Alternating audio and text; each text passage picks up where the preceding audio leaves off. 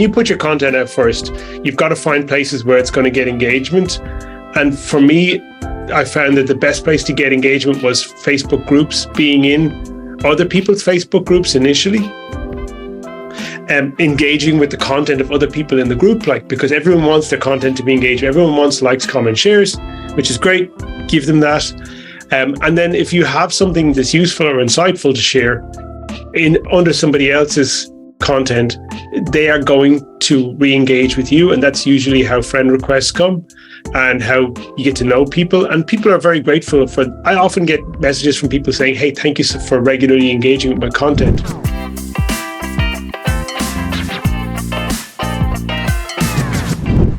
There we go. Okay, it's good. It's a Friday morning.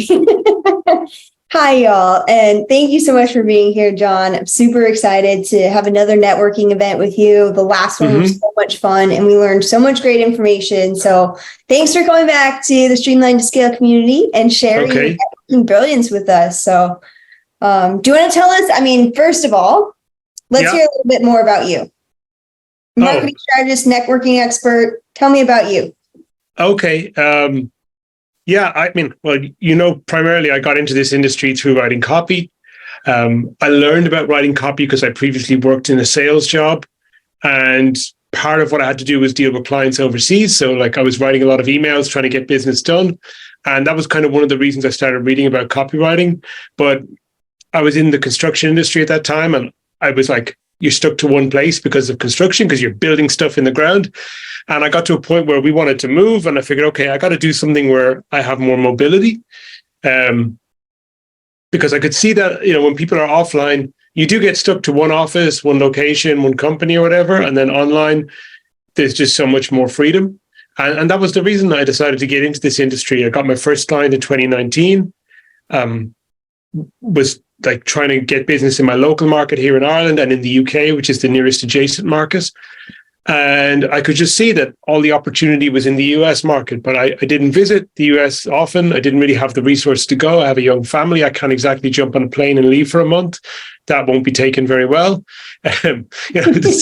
Someone has to bring the kids to school, all that kind of stuff. So I decided, okay, well, I've got to, learn to become an effective networker. And actually, my first person who kind of gave me direction of how to network effectively, two people, Mike Samuels, who's in the UK, who you may or may not know of, really good guy, course creator. What I saw from him, although I didn't realize at the time that was what networking was that he engaged with people way before they bought his stuff, in a way that was just very, very not trying to lure people into a sale, not trying to direct the conversation towards doing business with him right away, just being straightforward about here's what's good and what's not about the things I do, and pointing you in the right direction, asking genuine questions, and again, just trying to be helpful. And built a great relationship with him. He was one of the first people who mentored and taught me copy. And even now, 5 years later, I'm still in touch with him. He puts on free events once a year, and for people anyone who's bought any of his products in the past, invites everyone to come.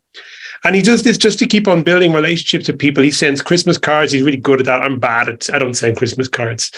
And it's just just watching how he treats people, and it was just, again, a great indication of long-term how to do business. Another two people I want to kind of name check as being great is one who's been a guest for you recently, Mr. Damon Burton.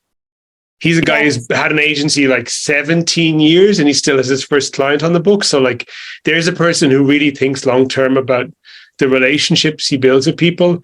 And he just communicates his values so well in his content, everything he does. He puts it out there that his family is first. A lot of people say, oh, family first, but he actually has structured his business around that. And he talks about how that attracts other people who actually have a family first set of values to work with him, and repels people who don't. And just another person who's very much about you talk to Damon, you have a call with him, he sends you his book in the post, which is great. It's giving something before asking for any business. And the other thing as well, it's really smart, because then his book's on your bookshelf, and you can't avoid seeing his name. It's the same principle of giving somebody a coffee mug with your company's brand on there. It's really good. Yeah. And then this third person I want to call out who's really awesome is Stefan Georgi, Stefan Georgi. I joined one of his programs in like March 2020. And that was just super, super good. I saw how good he was at engaging people inside his buyers and customers inside of his paid groups, and how much effort he took into like seeding communities for the people who bought his stuff. And yeah, again, learned a lot from how like he is just, again, someone who's a relationship builder and puts the time into getting to know people.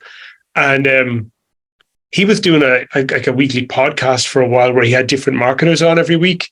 And I didn't really realize this till recently, that I've unintentionally sort of started to do the same thing in the last few months. Mm-hmm. Because I've been getting on calls with people twice a week anyway, new people. And I make that a kind of point of doing that, like talking to new people regularly, getting on 15, 20-minute intro calls.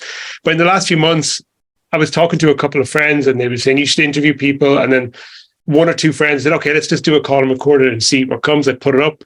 And some of them got really good traction. There's a guy called Zia Wang. He's a Chinese-Belgian guy. Really interesting dude. Does unconventional stuff. And I did a call with him. We recorded it, published it. And like over 500 people watched that. I was like, okay, I got to do this like regularly. So I've been doing them like every week now. And now it's actually like, it's double duty. Like I'm building YouTube subscribers, getting more people to my mailing list, triple duty, creating more content. That means that people search for me. They find stuff, long form conversations I'm involved in, where they get to hear what I'm about. And it's connecting my name to the names of other people who are popular and successful. Four benefits. And the fifth one is like, it's my networking built in as well. I'm building relationships with all these people who I didn't really know super well before, but I'm having long form conversations. And yeah, it's just been like super, super great. It's been really, really useful. Yeah, it's huge. It's huge. Like you inspired, honestly, like doing a call with you is what inspired me to start doing these like weekly calls too. And it's fun. It's like you're connecting with people and learning more about them and their expertise and just so much more. And like I know you do it in a really good way that I'm going to eventually be adopting. But you send it out to your email list, right? And YouTube channel. Okay. Mm-hmm. How do people find your email list? Well, just look on my Facebook profile, like it's there, and it's on my Twitter profile as well. I really need to actually be a bit more intentional about growing that list. It's a small list. I've got like 930 people on there when I checked it yesterday. I'd had it up to about 1,500 before, but I'm pretty ruthless about pruning people off the list. Like a lot of people want to just grow their list size, but I want people to read my stuff. So like if someone doesn't open 7 emails, I think I kick them off the list, and I periodically check every couple of months, and anyone who's not reading is gone. Because now that's not, if I only sent them 7 emails and they haven't read those, it's like they're going to go. It's not so black and white as that, but basically if someone is not reading, they're gone. Because I want people who read. My open rates, even though it's a small list, are really good. Like they're 50 to 60% most of the time, and I want to keep it there.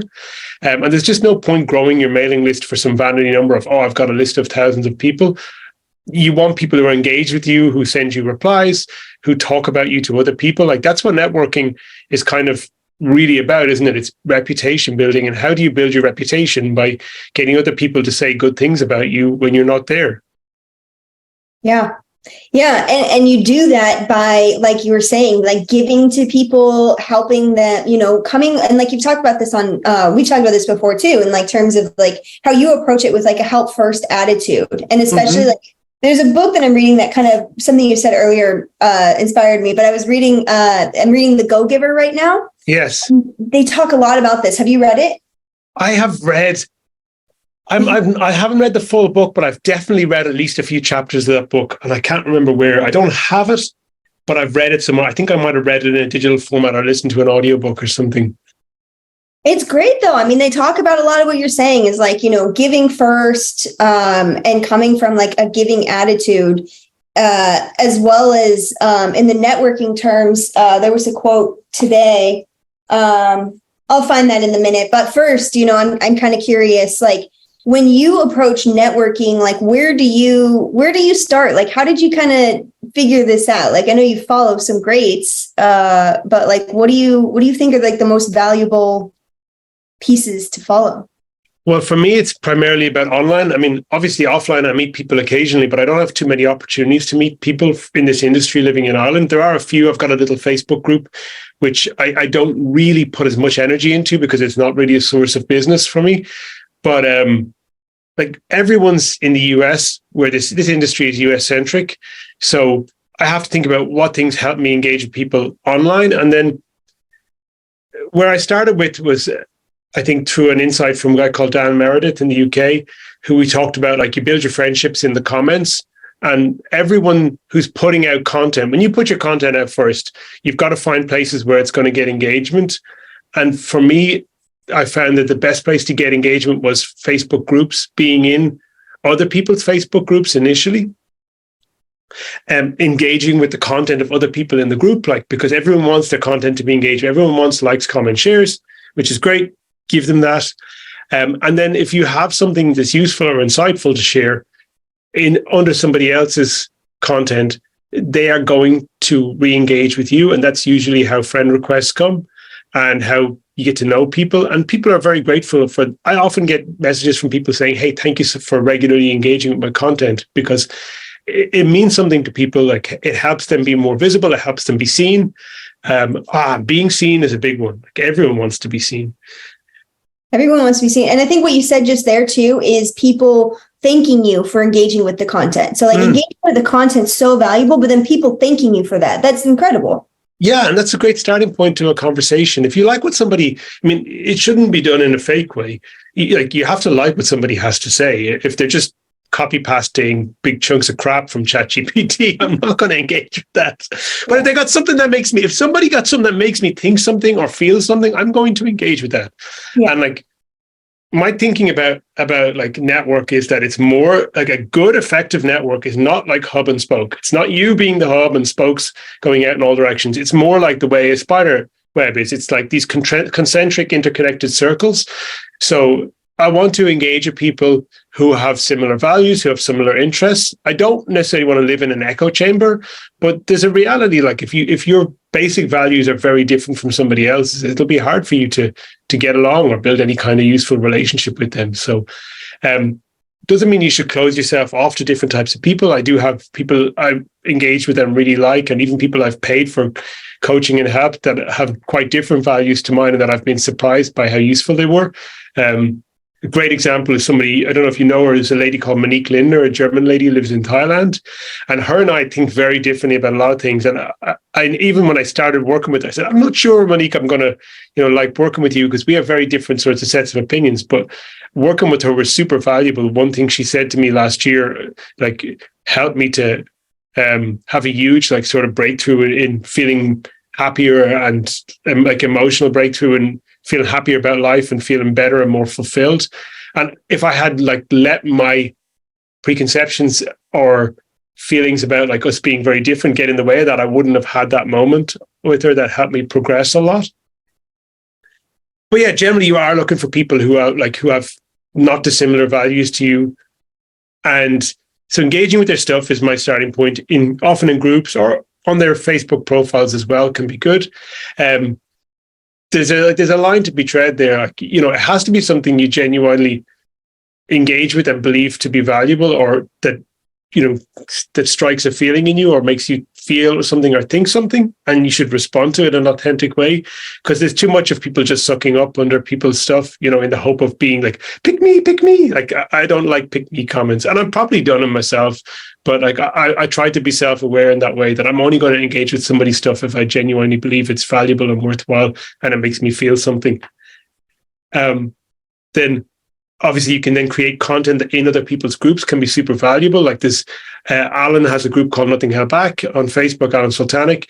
And I haven't created too much content in that group, but one piece of content I created when he launched it 2 years ago, I had created this list of different direct response publishers that I was thinking of turning into an info product and selling. But when Alan launched his group and I saw how quickly it was growing, I just thought, I'll just give it away for free in Alan's group. And I did. And that was like a really good idea, because like I still have people contacting me about that free piece of content I gave away in his group, 2 years later.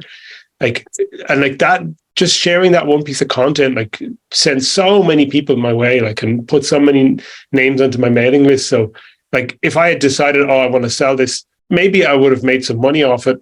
But I don't know. It's not that one way is right and the other way is wrong, but like giving away pieces of free content can be really valuable if there's something useful. Well, especially that, like, people talk about your list all the time. They're like, "Oh, you have to talk to John Caprani about this," and it opens up that conversation. It grows your network, and it brings people to you. It's kind of like a magnet to you, and it's that concept of giving first. So helping people first, and the money and everything comes when you approach it from a giving aspect.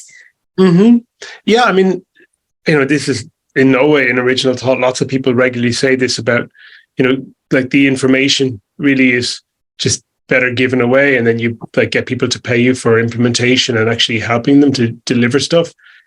But it is true. I mean, who's the biggest name in our space right now? It's Hormozy, and I know he's not giving stuff away, but his book is like $1 if you want to buy it on Thing, and it's such a useful book.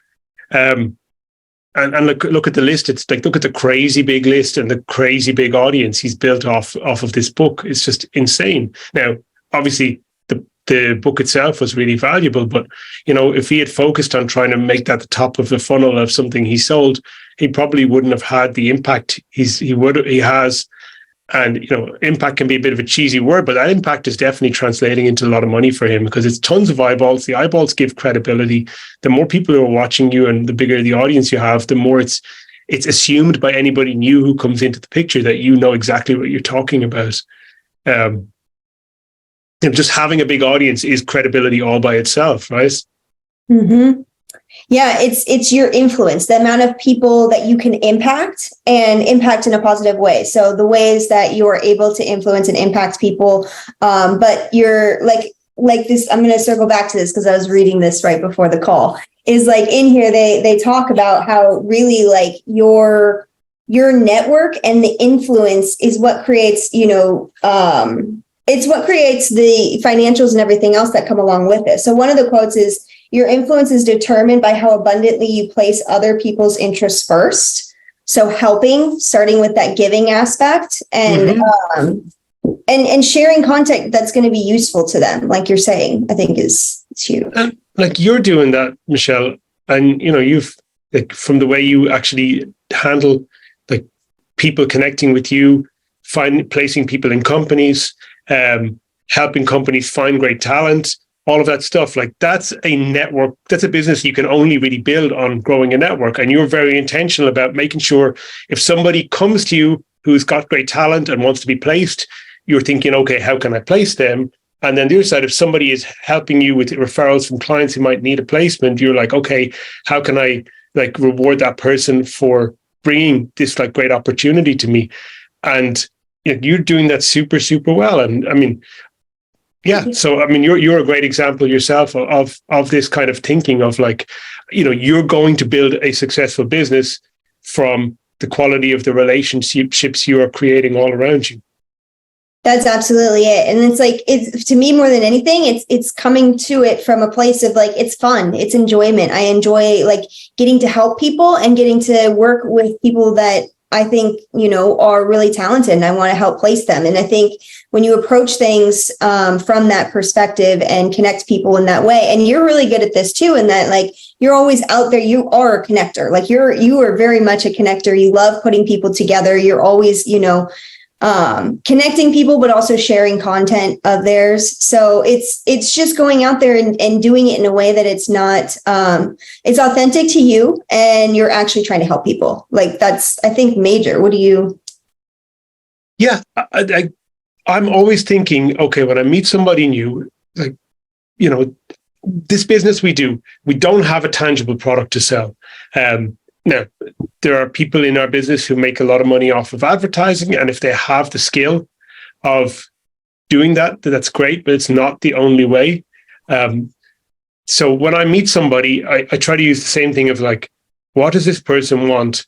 And, if I can help them to get that, they're probably going to do something great for me. I wrote a story about this recently about how I kind of messed up recently, where I'd helped somebody get placed in a job and then I hadn't heard from them for a long time afterwards. And then they messaged me out of the blue, and I was in a bit of a cynical, grumpy mood that day. I was like, shit, you didn't talk to me since I helped you get that gig. And it was like, maybe, it was almost a year later or something. And I made some kind of sarcastic comment, and they were just like, no, John, that's not it. Like, I'm just ringing. I was reaching out to you because I realized that we haven't connected in so long. And I wanted to just sort of, let you know what's happened and update you. And so like they showed me that they'd moved into a new place. They've gotten married in the last year, and they thanked me, saying like I helped to make that possible for them. And they were super grateful. And then they're like, what can I do to help you grow your business now? And I was like, oh God, I feel like such a total piece of shit. You asshole, you didn't respond to me. And then like 6 months later, my life is amazing because of you. No, I'm kidding. Yeah. So like, when I'm talking to people, that's a beautiful story. It is a good story. It is a good story. And I thought it was a good story to share because it wasn't like me saying, hey, what a great guy am I? It was like, hey, I fucked this up. Someone was being really grateful and nice to me, and I fucked it up, by making an assumption that they were kind of being transactional with me. Because people can be really transactional, and sometimes it's hard to tell the difference. But yeah, you're usually better off to give people the benefit of the doubt. And when someone proves to you that they are being transactional, then it's like, okay, you know what? I'm just going to distance myself from you now. Thank you very much. Yeah, it's hard to spot. Once you spot it, to like distance yourself. But like a story like that, you don't always know what's going on with people. So when they do, and like a lot of times I find it, especially when I'm in a grumpy mood like that, or I'm having a hard time with something, universe has a way of sending some kind of gratitude message like that. So it's like, it's also kind of being open to that and realizing, that, the positives of how many people you do touch and how many people you do help in ways that you don't even realize or think. Like something that's so simple to you is just connecting somebody with a potential project or an opportunity or business or a friend that could just be a good connection for them. And it turns out, how much they capitalize off this. And Isaac mentioned something in the chat too that's really important too, is to mention is like the co-working groups that you do and the networking groups that you do, like connecting people. Yeah. The co-working, I turned it into a paid thing, and I've got like a small group of people in there. It was a bigger group when it was free, but I tried to turn it into kind of like a mini offer, and it hasn't really panned out that way. But I do like it how it is that there's like a small and pretty engaged community of people in there, and yeah, it's really, really good. Little things like that, because it was so lonely during COVID that I just did that initially just to kind of get some people, human face, see some more human faces. See my friend. Yeah, pretty much it. Kind of going back to what you said about like when I meet somebody, I'm just trying to listen for things about like what they might need and can I be useful. And I'm more inclined to help people if they don't explicitly ask, like if someone explicitly, like very early in the conversation says, I want this or I need this, I'm usually kind of turned off by that. But if someone is like talking about like stuff that they're having challenges or, without explicitly asking for it, or they're trying to get something done, I'm more inclined to then proactively try and help them figure it out. And yeah, once I've kind of like built a bit of connection with somebody and we've talked a few times, if they mention something that they think that I think, hey, I might know somebody can help them solve that problem, I will try and make that introduction as quick as I can.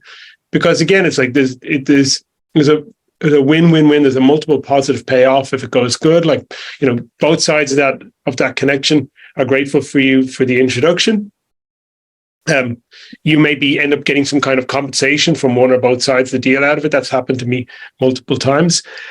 And even if not, it's just that both of those people later on will remember that you've actually proactively done something helpful to them, and they will more often than not refer you to somebody else or connect you with somebody else later. Mm-hmm. Absolutely. Absolutely. And it's also that paying it forward thing. So when you do it to, and then they do it for someone else and so on and so forth. And then it will always come back around to helping you in the end, especially, connections like that. And when they look good, I know you've connected me with so many people and I'm incredibly grateful for it. John's like the king of connecting over here and networking and just getting to know people. But I am kind of curious, like in terms of, these conversations you're having with people. So like, after our last call, like I did start implementing the 2 15-minute conversations a week, and I'm freaking loving them. They've been so much fun. Oh, awesome. It's been so great. I met so many cool people, like just yesterday alone. It was like, yeah, it felt good. But I'm curious, like, how do you handle the messages and the messaging? Like, do you message a lot, or what do you, I feel like there's a lot. Okay. I mean, like I have a very simple way of doing that. It's like I tend to usually engage with people first in comments under a post, under one of their posts, or in a post on a group. And that typically tends to, the way Facebook and all these social media work, if you engage with someone once, you're going to see their stuff more, because that's just the way the system works. So, and then if you like their stuff and you engage with them more, they start to notice you and pay attention to you if your engagement with them is valuable and it's clear that you're not sucking up and you're actually adding something to the conversation. And then beyond a certain point, like if you're engaged in a couple of times, there's going to be a friend request going one way or the other way, either from me or from them. And as soon as that friend request happens, I always send just a very simple introduction message of, hey, hello, and thank you for connecting.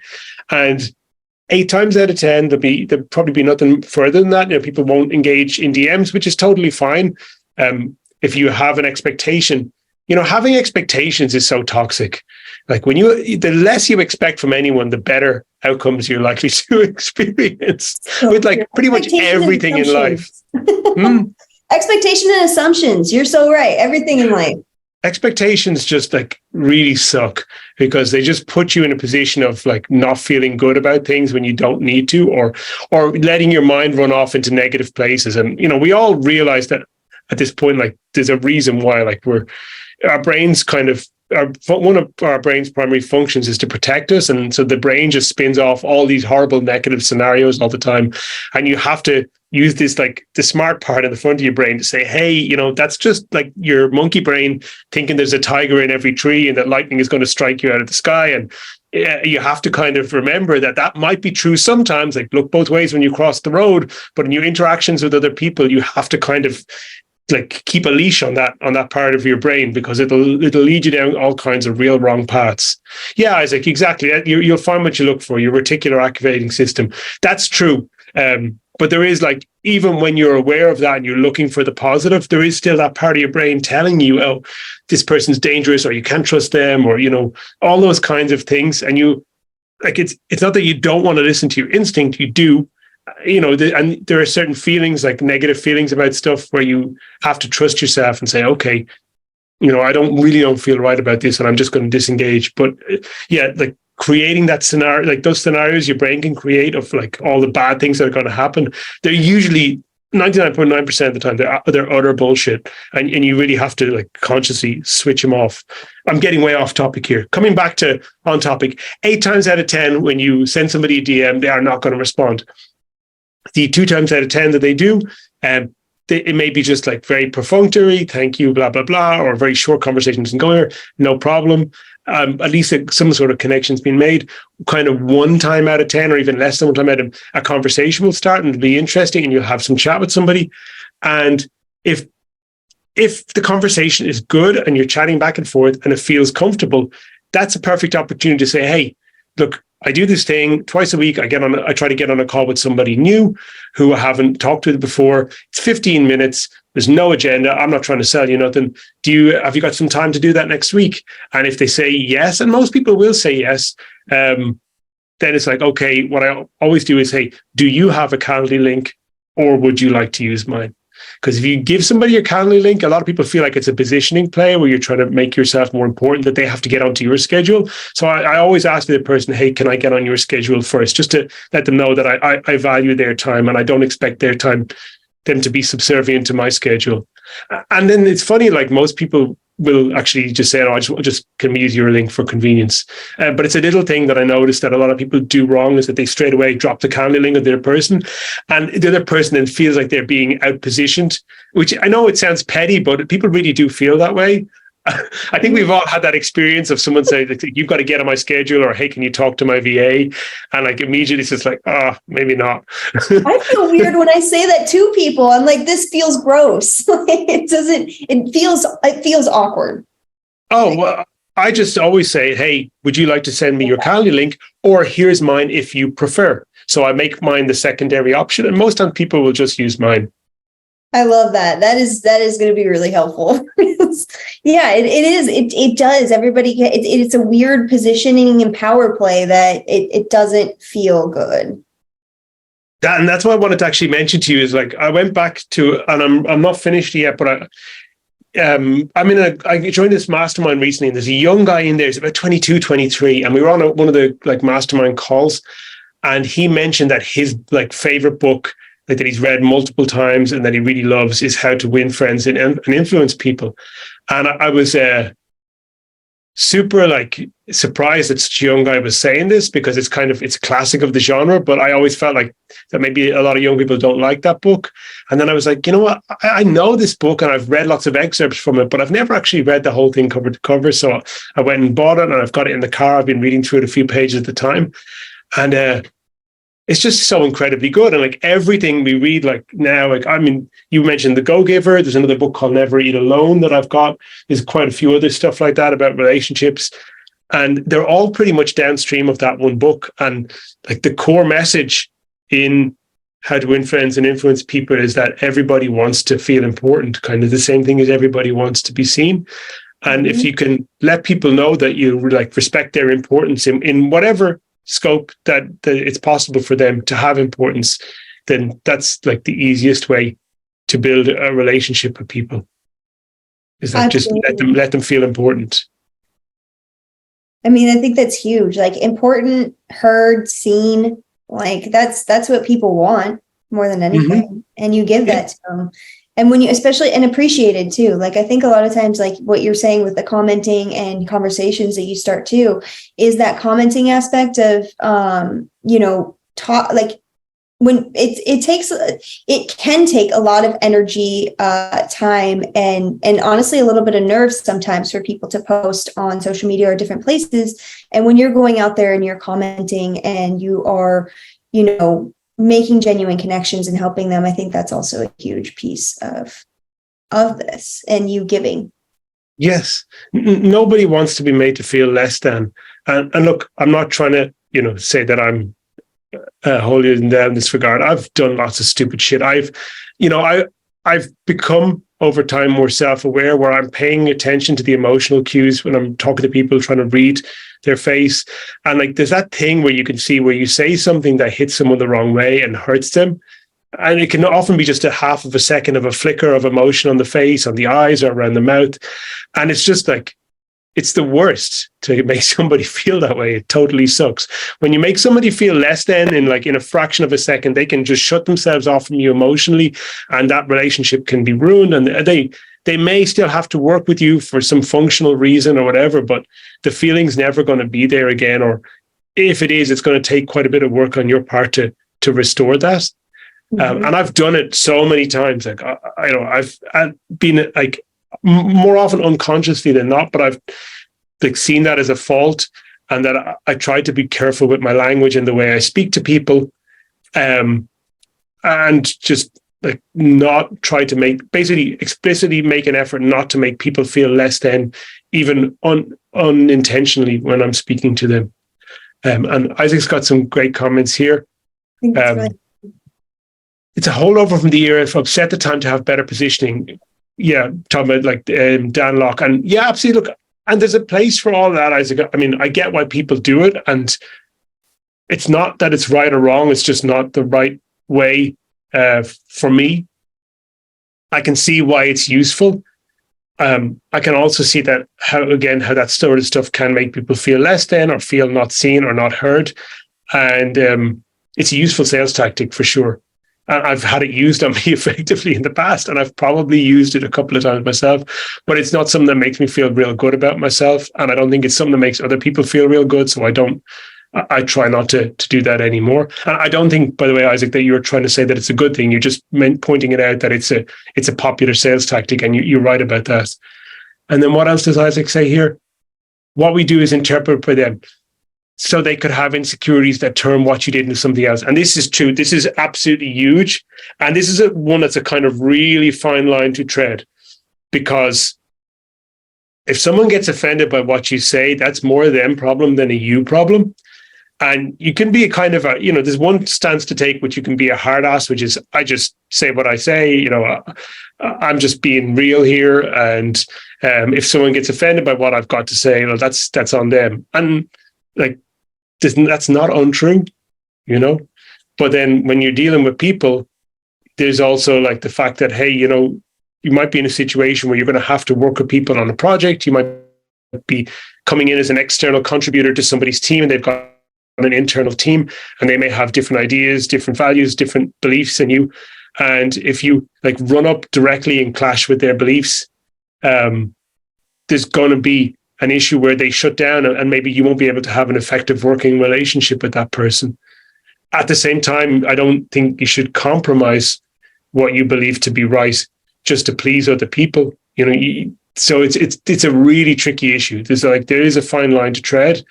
And it's one of the reasons why I really tend to work in one-to-one with people, or in small groups, or with people who have relatively small team businesses, because this stuff can become like the background to a lot of politicking in bigger companies that can be really unpleasant to deal with. And then people have various agendas, and there's all kinds of other stuff going on, which is outside the scope of this conversation.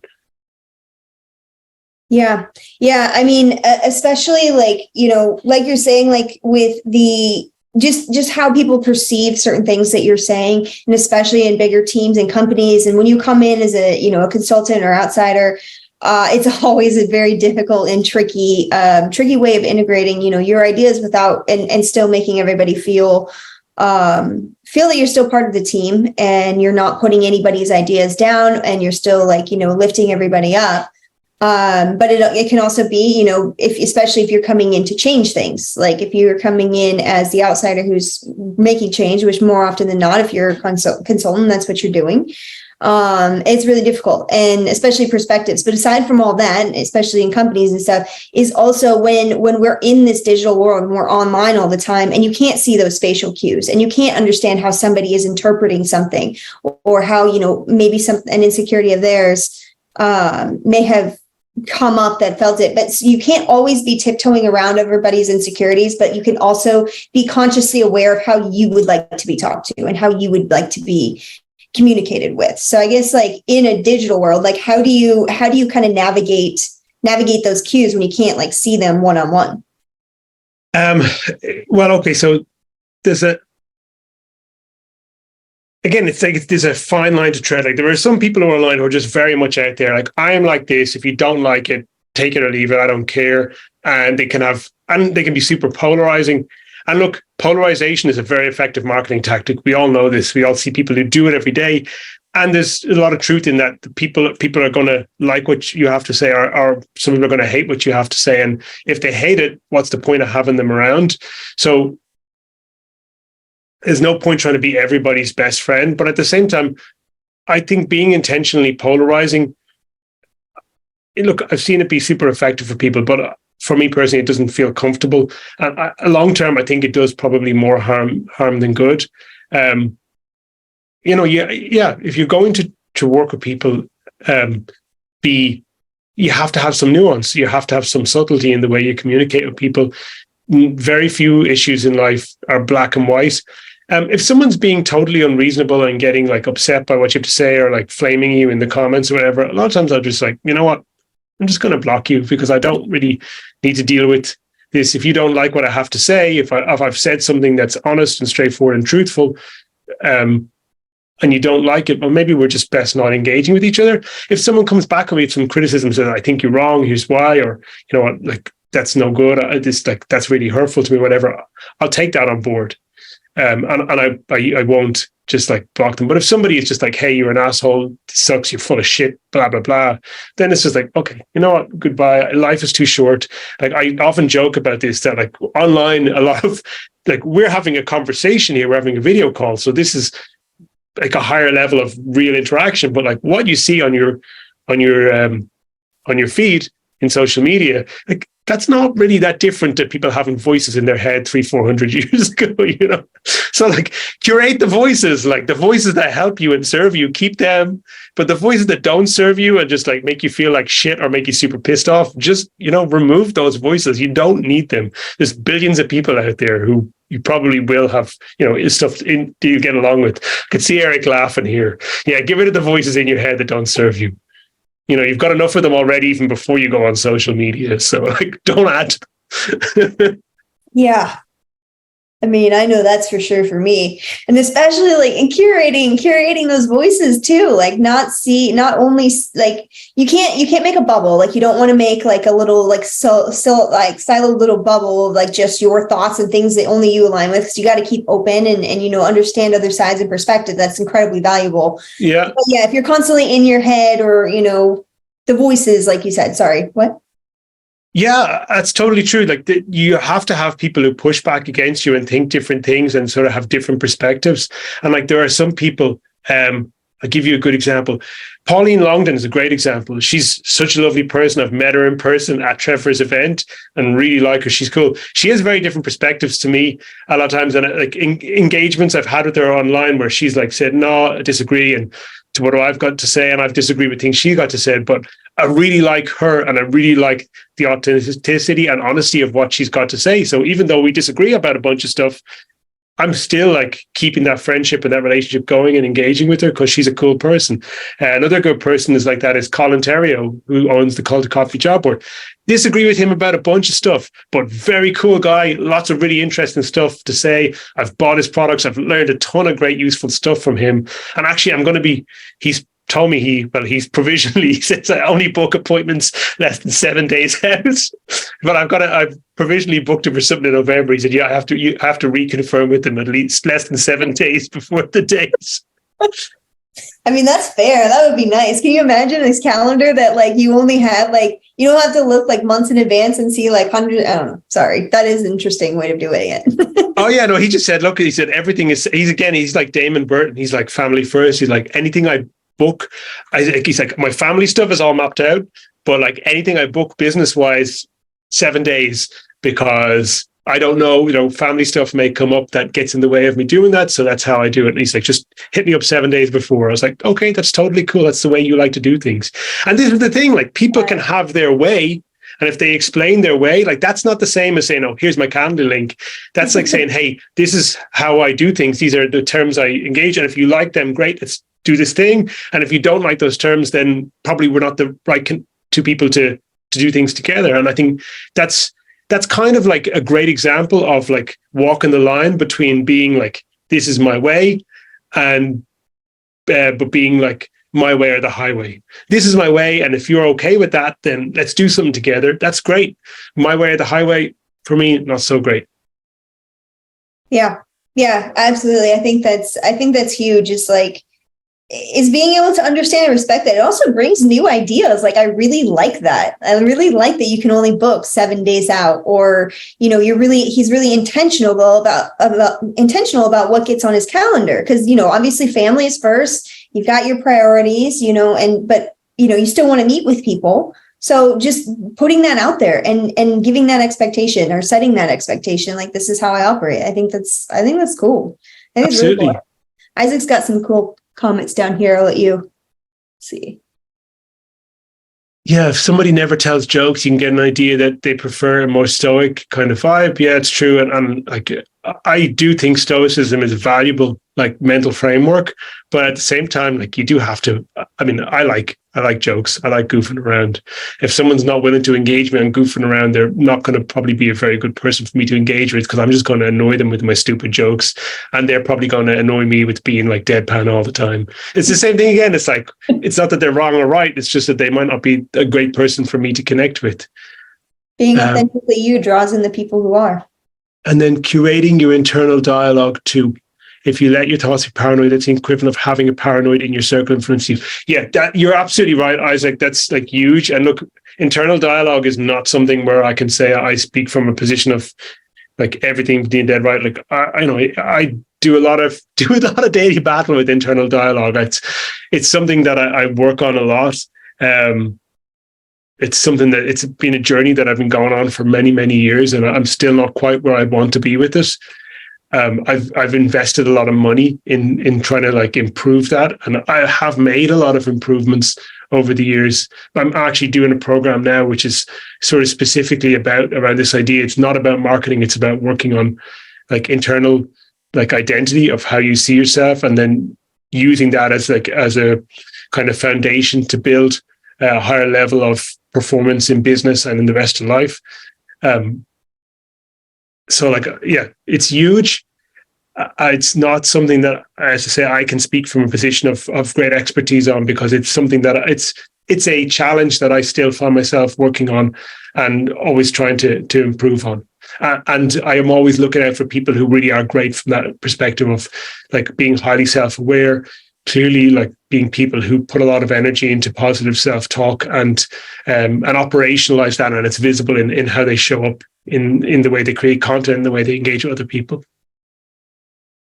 Yeah, I think that's huge. Like that's something like I feel like we all are working on constantly is, that internal chatter, turning it in, making sure it's positive or turning it into positive, just being able to see those thoughts and change them to something that's actually useful and that's going to bring and create the life that you want, because our thoughts are what create our lives. So it's incredibly difficult. I know I struggle with it sometimes, but a lot.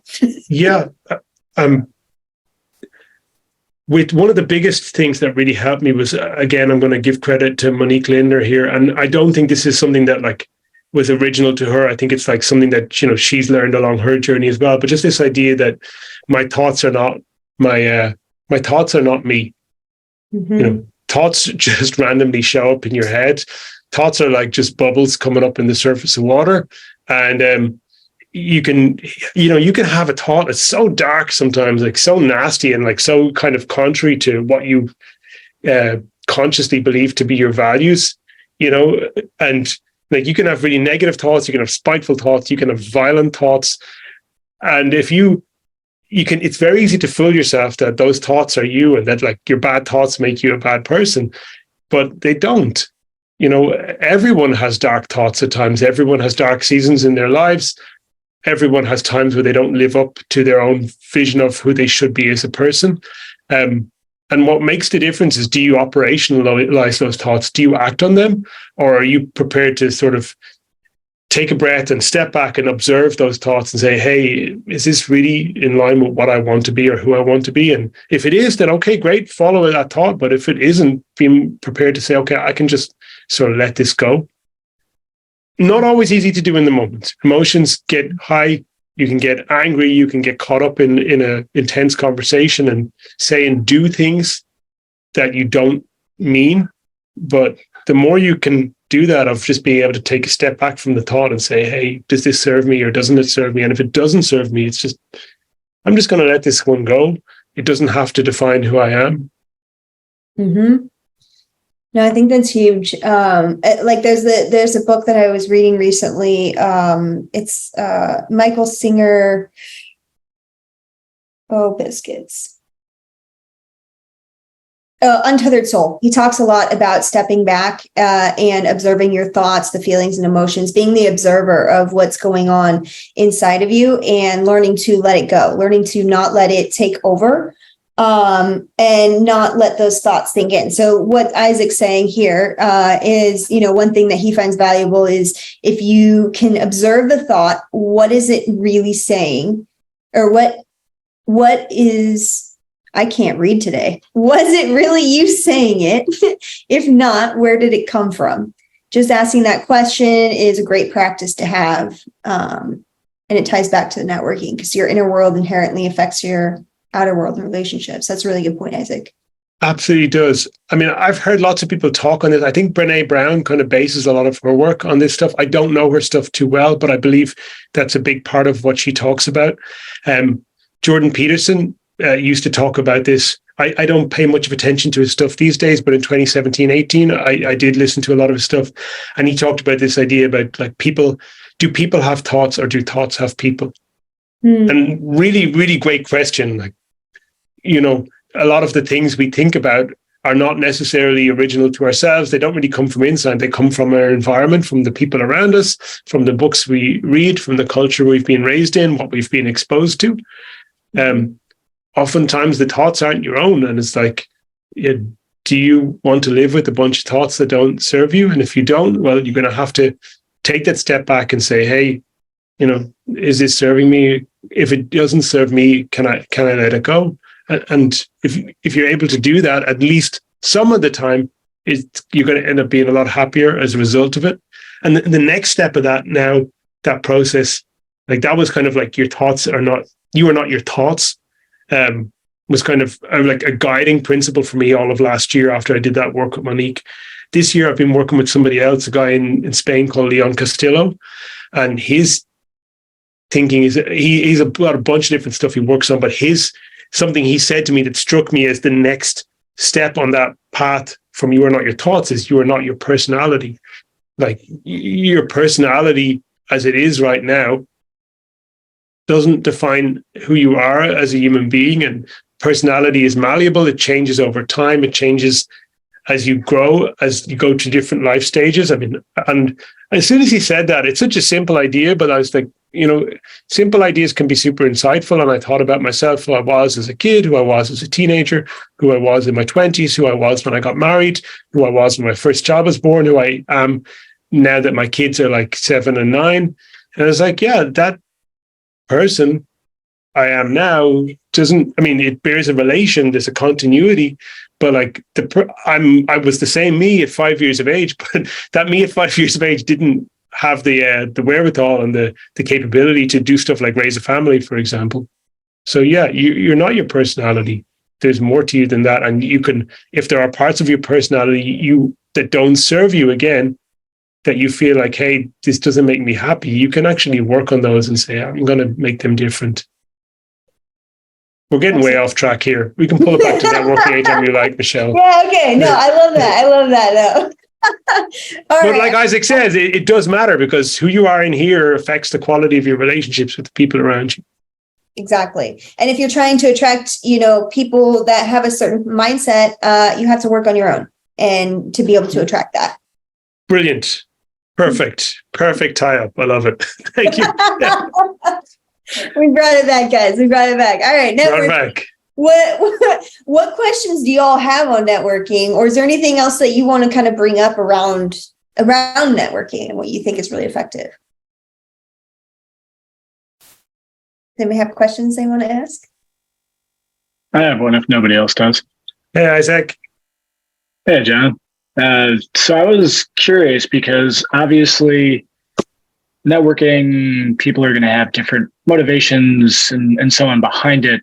And because of that, I'm curious if you found that people moving towards different objectives, if it was best for them to approach networking in certain senses to align with that, or if you found that all networking essentially ends up looking mostly the same, regardless of whether, say, it's a business owner doing whatever, or somebody who wants to remain a freelancer, or somebody who is a freelancer wants to become a business owner, and so on. Have you found that the different things people are moving towards sort of predefines what kinds of networking and so on will be best for them? Okay. So, yeah, I may not answer this question correctly, and tell me if I don't, but I think you're talking about sort of people at different places in their journey or with different objectives. So, for example, maybe for me, like, the type of people I want to work with most of the time, people who are like business owners who are, who want someone to work with them on a consultative basis. And personally, I love to do the one-to-ones with freelancers. I do a lot of that personal consulting as well. If I'm engaging with somebody like Michele, whose business is based around recruitment, she has a sort of different set of objectives, different types of people she wants to work with. And if we engage, with different objectives, does that stop us or prevent us? Or does that mean I have to change the way I engage with her? Is that what you're trying to ask?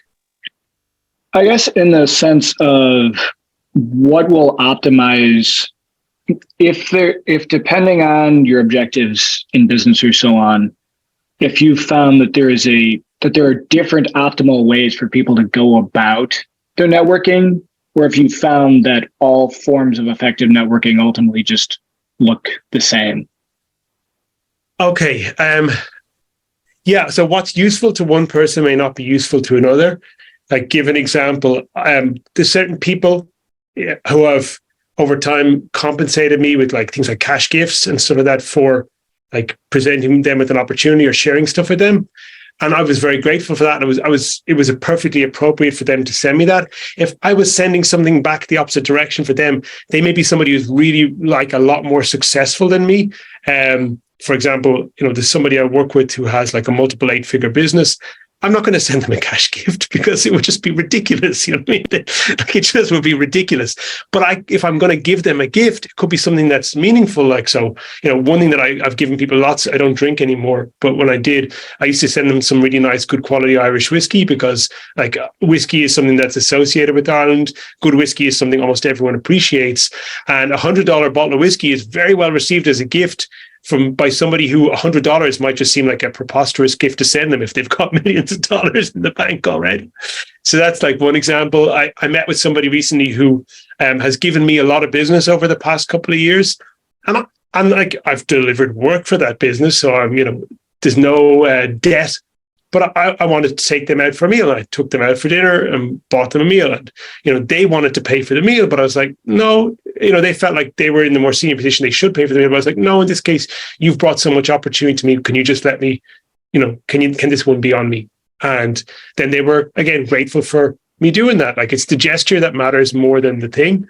So yeah, if there's an imbalance in power, an imbalance in financial achievement, an imbalance in experience or seniority, there may be certain things that are only appropriate in one direction and not the other. And then, yeah, I mean, certainly for my clients, like who are business owners, like I've got the primary thing I've got to do is fulfill the work they give me, but I will also try and send them referrals. And that can be, obviously referrals that are appropriate to their business. That'll be typically other business owners or people who are potentially a good buyer for their product. And in the same way, the referrals they would send me back would be people who are, other business owners that might be potentially a good client for me. So it's like the tailoring metaphor of cutting the cloth to fit the measure. It comes back to that basic Whitford principle of like, what does this person want and need? And is that something that I could potentially help them to get or achieve?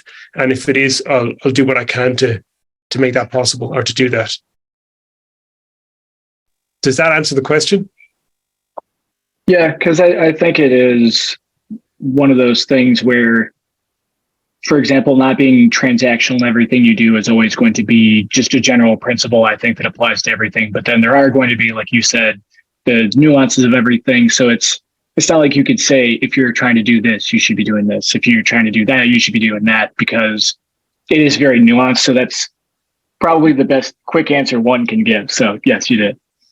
The whole thing about not being transactional, like broadly, I agree with that. If you try to be transactional and put a price tag on every interaction or insert yourself in the middle of an interaction that was going to happen anyway and look for 10%, it can be like, not, it can create a sour and ill feeling. At the same time, like, I think Hormozy said this, like, be transactional. Like, if you're doing business, be transactional. So there's different ways to think about it. I'll give an example. When I do business with people or make an introduction, I usually don't ask for a commission or a gratuity or any kind of financial compensation. But at the same time, I'm super grateful if it's offered. But then there are people I know who've come to me and said, hey, John, I've got this thing. Would you like, this referral to this person? Could be a great opportunity for you. And if you do it, would you be prepared to compensate? And I don't, there was a time where I'd say like, hey, if they're explicitly asking for it, I don't want to do it. But now I'm just like, no, there's neither right or wrong. That's their way of doing business. And if they are explicitly asking for compensation from me for making an introduction or referring me to a project, then it's just a value judgment from me of whether it makes sense to do that. So recently, someone did actually ask me for a compensation for a referral. And I was like, okay, yeah, why not? If that's what you want, let's do it. And it turned out to be a really good decision because like the introductions they made quickly led to like $18,000 worth of new business. So like giving them 10% of that was really money well spent, you know? Yeah, it's 90% or whatever of a deal you wouldn't have had is an infinite amount more than money you wouldn't have had. Yeah. And if I'd gone with my initial emotional reaction to like, hey, you know, this is super transactional, I don't really feel cool about this, and said no, then I would have like, you know, lost out on a bunch of money. So I was like, it really is, you know, all of this stuff, there's no hard and fast answers. It's all contextual. You know, if the person in question was rude about it or was kind of like a dick about it, I might have said no. But they weren't. They were just like, again, kind of like what I mentioned the example with Colin earlier. They were just like, hey, this is how I do business. Is that okay with you? And I was like, you know what? That's the way they do business. They're not being sly. They're not being sneaky. They're not being rude. They're not being aggressive about it. They're just like, this is the way I do my thing. If that's okay with you, let's do this thing. And if it's not okay with you, then it's not okay with me. And so perfect. You know, I do like people like saying, hey, these are my terms. This is how I like to work. And then it's like, would you like to work with me? Yes, no. Great. You know? So then would you say that there's, because to me, it sounds like the difference is when a deal is being considered or implied in that sense. Because I'm looking for the separation between the networking element and then the deal. And this is just purely out of curiosity. I know there are certain degrees where one could just be considered splitting hairs, but I like the details and I like finding the devil in them. So, yeah, I guess what are your thoughts on that? Maybe the separation between the general networking attitudes and approaches, and then once you're kind of getting into that more, I guess, inner ring of, oh, here, like this is this deal, this is that deal, because that sounds like that's more the time when the transactional kind of dynamic makes more sense. Yeah, that's actually a really good way to put it. So like, I think essentially my initial approach is like starting the conversation, don't have expectations at the beginning. When you get further into a conversation, I don't even expect that business will be discussed with the person. That's kind of a key thing, I think, for me with networking is just have a conversation with the person. If you get along and you enjoy the conversation with them, then probably the subject of business is going to come up. If it does and looks like there's scope to do some business together, at that point, absolutely. You know, once a transaction is on the cards, it's okay to be transactional. But maybe being transactional before there's a transaction being discussed is a little premature. Cool. Thank you. I think that's a really good point. Also, just to like mention that majority of the time, like when people do, like, for example, like referrals and, you know, just sending gifts and things like that, like the gifts, whether they're financial or an actual gift, is more likely to keep you top of mind to people as well for future referrals. And it just builds a better relationship too. So it's also that kind of aspect of it doesn't have to be transactional. I mean, it can be like sometimes, you know, certain situations, I understand where you would want to start there, but in the end of the day, like if, like you said, if it's going to bring you, you know, $17,000, $18,000, why not share a piece of that with the people who are bringing that to you, right? Because that's you not having to go out and find that nearly as hard or work as hard to find that client and that project. Yeah. And even in that instance, like that person was a person who I'd engaged with a few times before. So like that conversation hadn't started out transactionally. That had started out with, they sent me a couple of different things. I did a little bit of work with some people they knew. I referred them some talent when they needed talent for their agency. And like, so, you know, I just think, yeah, starting out, like having an open mind and not having expectations usually leads to better outcomes. Mm-hmm. Yeah. I think like you know, back to the expectations thing, it's in every aspect of life. It's not just business, it's your relationships, it's everything else. Setting expectations doesn't allow you to be as grateful for things that do come. And you're not ever going to be as happy or satisfied because you're expecting something that's not what it is. Yeah. And then there's this huge, like, it's a subtle but big difference between like goals and aspirations and then expectations. Like the goal, the aspiration is something you're pursuing, but like the expectation is when you get into a mindset of you're entitled to it before you've had it. And it's like, no, you know, when you get it, then it's time to be grateful for it. But before you have it, it's not yours. Yeah. To say, no, I totally agree with that, because like you're saying, like before you have it and it's just not yours, it's like there is a point where there needs to be some kind of transactions. It's still business, obviously. Yeah. But you also want to be able to help. So Isaac says, paying someone for bringing in business doesn't always make sense. Then marketing in many ways becomes logically unprofitable as an industry. Yes, it's true. I guess there's another side as well, is like, you may not be doing business with this person today, but you may end up doing business with them tomorrow or in 6 months' time. So again, it's like the less expectations you have, the more you give that space for a connection to grow with people. You just don't know the first time you talk to them what's going to come of it. You know, there's been stuff that's come out of the blue, opportunities that have come to me from people I would have never expected them to come from. And there's been times where I've had expectations of people and they didn't pan out the way I thought at all. So yeah, expectations suck. Agreed. No more expectations, y'all. No. Anybody else? Actually, oh, go ahead, Isaac.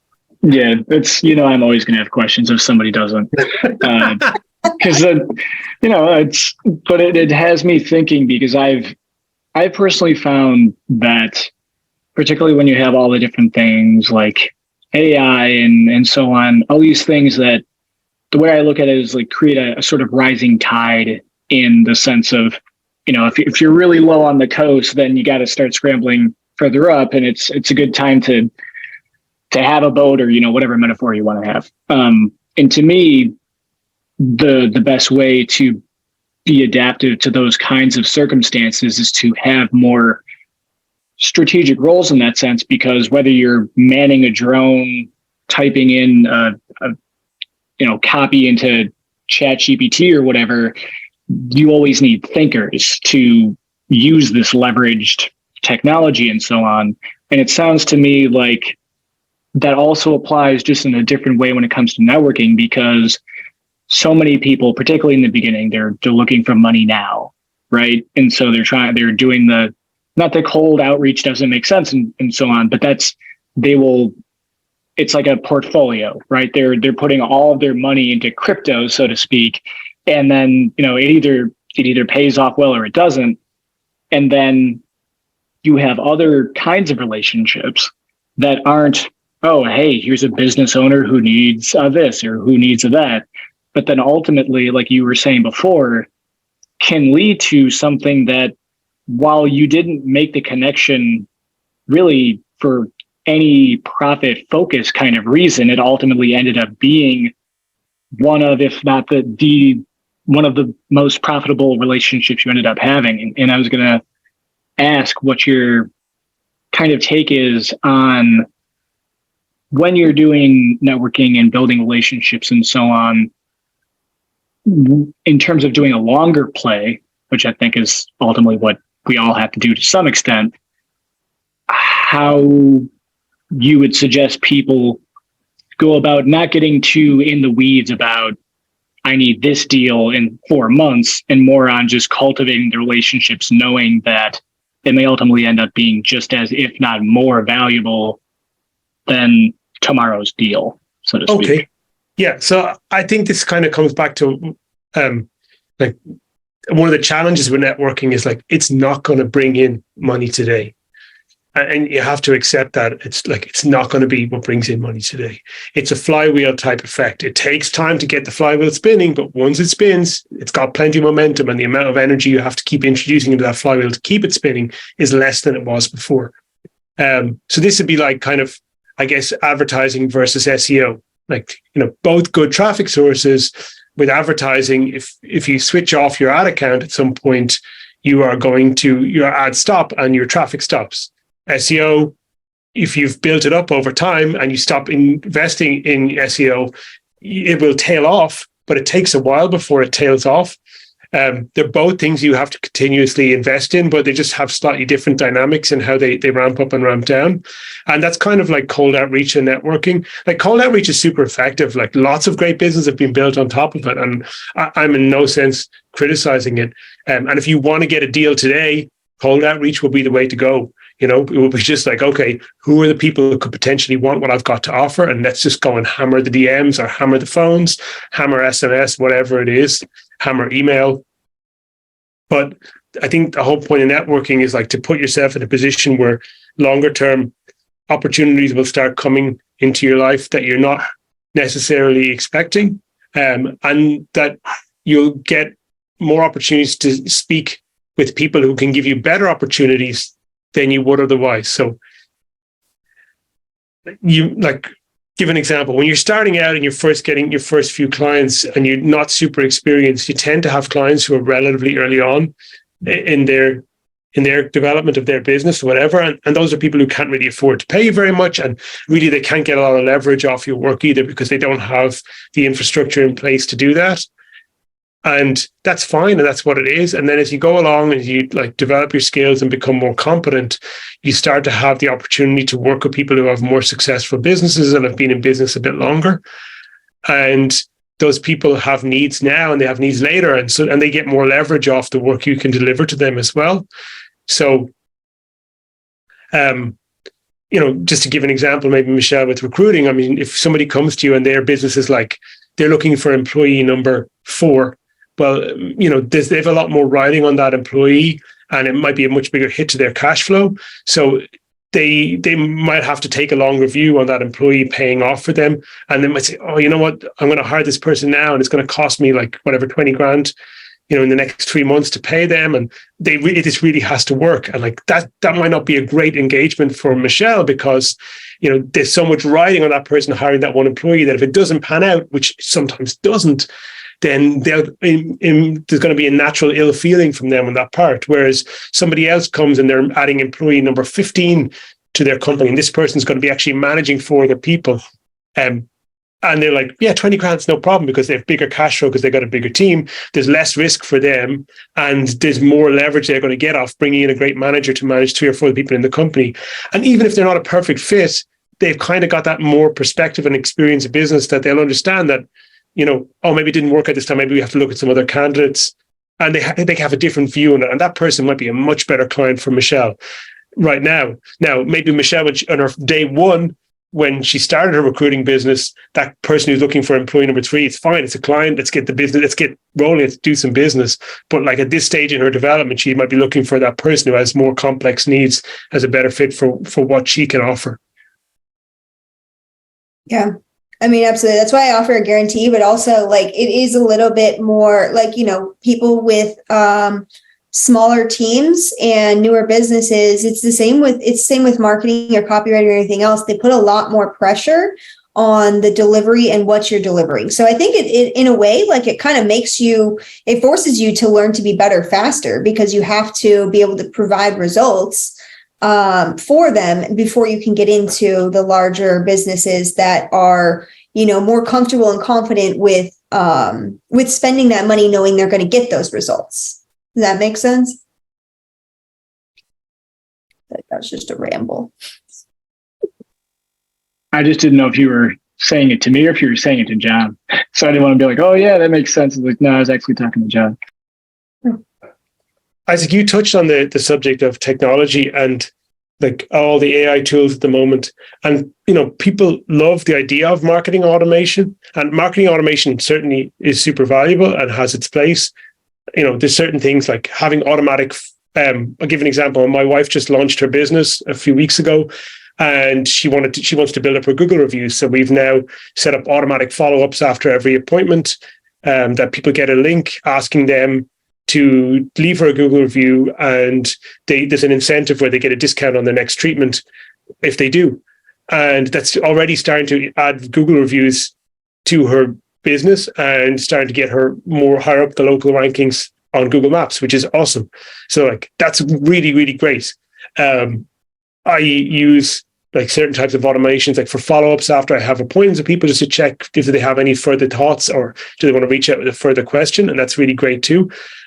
But then there comes a point where like there's diminishing returns on that, because if it's clear that it's just like something that got copy pasted from ChatGPT, that immediately turns people right off. They feel like they're not engaging with the human at all.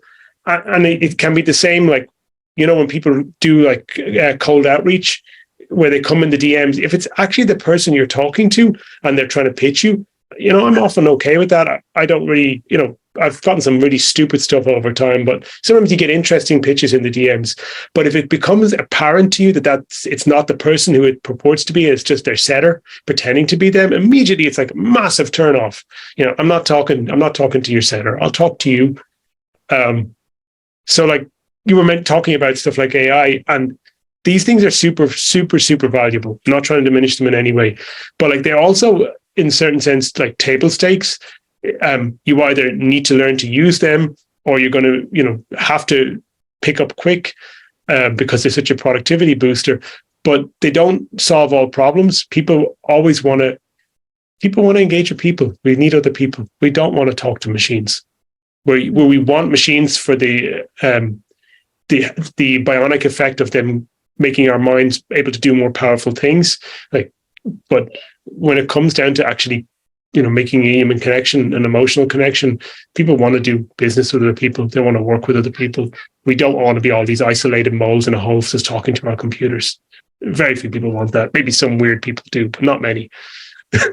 It's exactly it. Like people are working with you most of the time because of, I mean, they connect with you for some reason. And unless you actually share that human interaction and connection, you're not really going to get very far. Like the people who send, you know, just blatant setter AI kind of stuff, like it's very obvious. Like anytime you call like a service line and it's like that automated message and your heart just sinks, you're like, oh fudge, I don't want to deal with these people telling me to, you know, press this button. And it's just, you know, it's the same thing. Like you can't treat people if you want to be successful in networking, you need to actually treat people like people. And respect them in their time too, in my opinion. Matthew sent a message here. I noticed that you usually hop on quick calls with people you connect with. I can't recall you got to me to go on a call with you a few years ago, but if you could talk to me as someone you've just added to your friends list, how would you do it? So Matthew, I think we mentioned this a little bit earlier in the call. So I typically engage with new people first under Facebook posts, either on their profiles or in groups in the comments. And I've built so many connections that way by just commenting on people's stuff and engaging with people in the comments. And like, that's the first way you interact with people. And then the second thing is obviously send them a friend request. And when I send them a friend request, or if they send me a friend request, I always send a message thanking them for connecting, and the conversation can go from there. And as I said, like some people will want to engage in the DM, some people will not, and that's fine. And you may find that initially they don't want to engage, and then you just keep on engaging with them in the comments if there's somebody you want to get to know. And if they do engage in the comments, then you can take it back to the DMs later on, or they'll often DM you. So I often find that I don't actually have much engagement with people in DMs, but I have a lot of engagement in the comments. And then sooner or later, we'll have a chat in the DMs. Again, it's the thing about expectations. Like, don't think that just because you connected with somebody in a friend request now, you're going to have the conversation later. Got a great example. There's a guy in the UK named John Buchan, who I've engaged with his stuff a bunch. Really nice guy, really well known as a cold email guy. And I engaged with him a bit like back in 2018 when I just got into this space and I was a newcomer, and he's an experienced, successful guy. I did try and engage a bit more. There wasn't too much interaction. And then I actually had sent him a message, an outreach message, like that time, hey, John, how you going? Blah, blah, blah. Got no response. This week, he sent me a message saying, hey, John, blah, blah, blah. And we got into talking about a couple of things. And I looked at the date. I was like, hey, John, that's like the longest gap between me seeing a message and someone replying I've ever seen. It was like January 2020 was the message I sent to him, and he replied like 3.5 years later. I was like, just like no expectations, but people often come back way after you first chat with them. Mm-hmm. And John, then we had a good chat the other night, and he's now coming on my YouTube channel for an interview in about 6 or 8 weeks' time. So there you go. Like, you just never know when the conversation is going to progress. Absolutely. And I think one other thing that you mentioned earlier is when you do talk to people a lot in the comments, sometimes you'll go and you'll message them, thank you for commenting or sharing this and things like that. appreciating their energy on that too. Sharing is the one thing people don't do enough of. Like, sharing other people's content is insanely powerful. People like are so grateful when you share their stuff. It's amazingly powerful for building connections with people. I don't know why people don't like to share content that much, but it's extremely, extremely powerful. People are so grateful when you share their stuff. Mm-hmm. Oh yeah, they almost always message you from a share, especially. Yeah.